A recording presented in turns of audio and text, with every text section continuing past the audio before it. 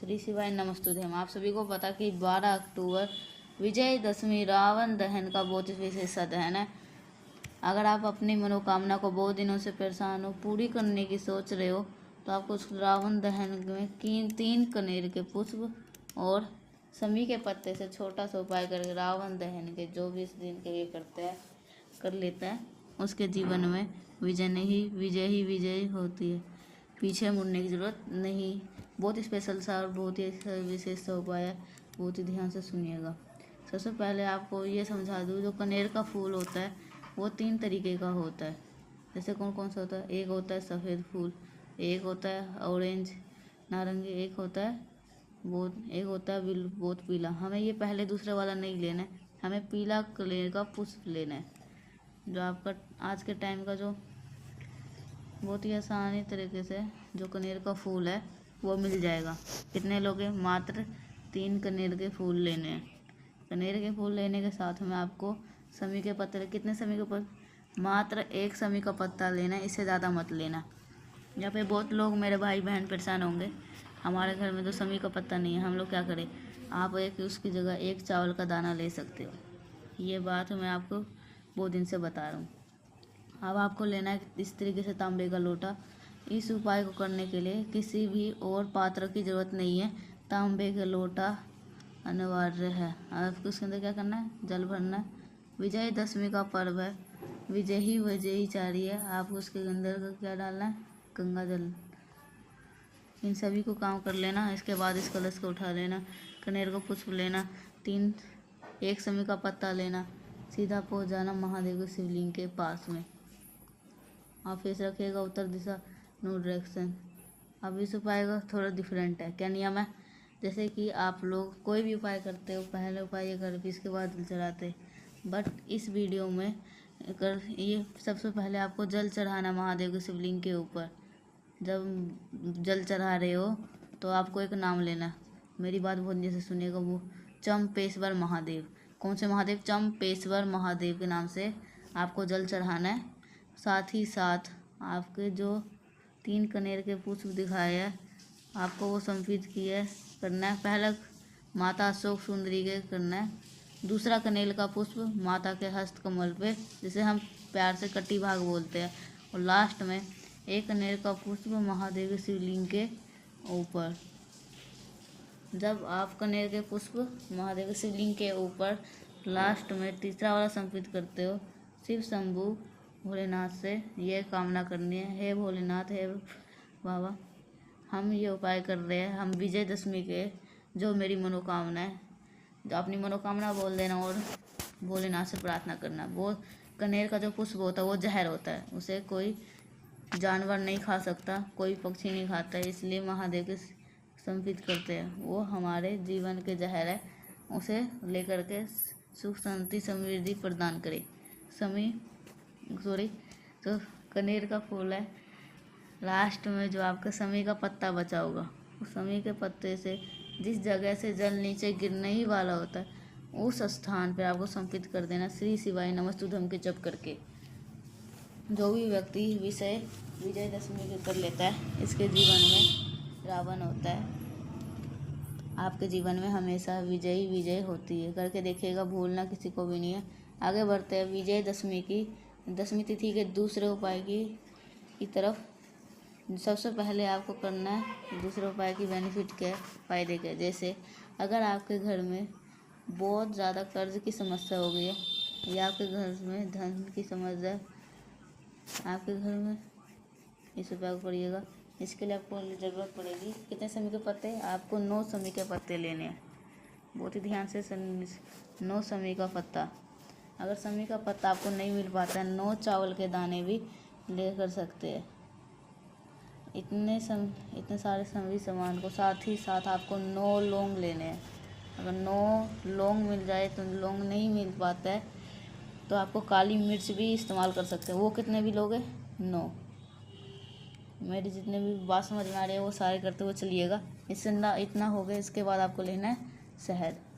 जो आपने 9 समी का पत्ता लिया है, जो 9 लौंग इस शहद के अंदर डाल देना। जितने भी आपने तांबे के लोटे के अंदर जल भरिएगा, फूल के अंदर लोटे के अंदर जल भरना, जल के अंदर क्या डालोगे, गंगा जल। अब यही से आपका सारा खेल स्टार्ट होता है। ध्यान से सुनिएगा, एक एक स्टेप बताते हुए चल रहा हूँ। आपका जो छोटी सी कटोरी होगी जिसके अंदर शहद है, 9 समी के पत्ते और 9 लौंग डाल रखे हैं। सबसे पहले आप काम करोगे, पहले आप हल्का सा शहद गिराना उसी कटोरी से यहाँ पे या फिर चम्मच से। शहद गिराने के बाद में अपने हाथ से उस शहद का लेपन कर देना, सिर्फ शंभू भोलेनाथ के नाम से कर देना। 10वीं तिथि पे एक नाम बोलना होता है, वो नाम है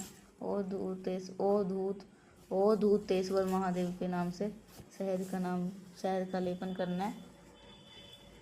अब जो आपने 9 समी पत्ते डाल रखे हैं शहद के अंदर, एक एक समी के पत्ते एक एक चिपका लेने, जितनी जगहों पे आप लगा सकते हो।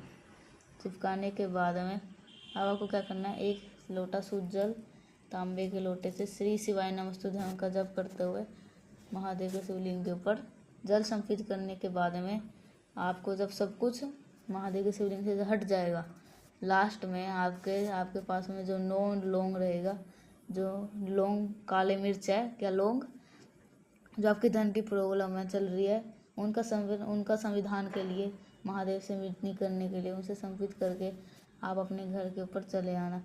यकीन मान लीजिए, अगर आपने इस उपाय को विजयदशमी के दिन कर लिया, आपकी जो व्रत होगी वो धीरे धीरे करके ख़त्म जरूर हो जाएगी। चलो आगे बढ़ते इस वीडियो के तीसरे उपाय की तरफ, जो कि फेमस है, बहुत ही स्पेशल सा उपाय है। जब भी गुरुजी का कथा आती है, इस उपाय को वो बताते हैं क्या फ़ायदे है, कैसे करना है। मैं आपको तब बताऊंगा जब आप कर लेंगे वीडियो को लाइक। जिसने अभी तक चैनल को सब्सक्राइब नहीं किया है, चैनल को जल्दी से करिएगा सब्सक्राइब। ये कौन सा उपाय, शंभेश्वर महादेव का उपाय। अगर आपको चाहिए तो आपको कितने काले तिल लेने हैं, आपको 12 काले तिल लेने हैं।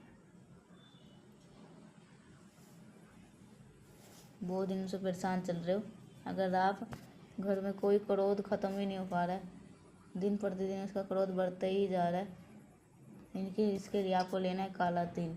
कितने काले तिल, आपको 1 चुटकी काले तिल लेनी है, 1 चुटकी काला तिल लेना है, गिनती नहीं करनी है, सिर्फ 1 चुटकी काला तिल लेना है। उसके अंदर आपको जल भरना है, अगर थोड़ा सा गंगा जल आप वो भी कलश के अंदर ढाल देना।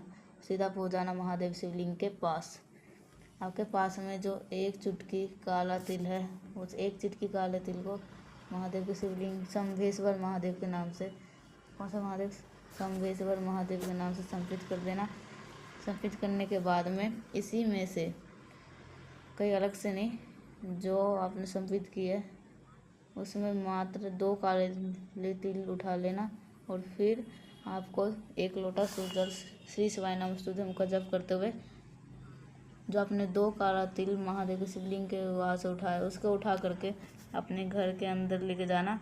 और आपके घर का जो व्यक्ति क्रोध करता है उस उठ करके पीस करके किसी भी जल करके मिला करके शंभेश्वर महादेव खिला देते हो, तो आपके घर में जो क्रोध करने वाला व्यक्ति है वो धीरे धीरे करके सुधर जाएगा।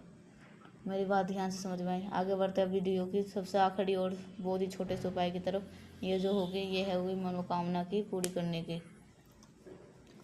इस उपाय के लिए आपको लेना होगा 1 बेलपत्र, सिर्फ 1 बेलपत्र लीजिएगा और साथ ही साथ आपको चावल के 2 दाने लेने हैं। 1 बेलपत्र लेना है, चावल के 2 दाने लेना है आपको। फिर तांबे का लोटे के अंदर जल को भरना है, सीधा पहुंचना महादेव के शिवलिंग के पास में। फेस रखिएगा उत्तर दिशा, नो डायरेक्शन।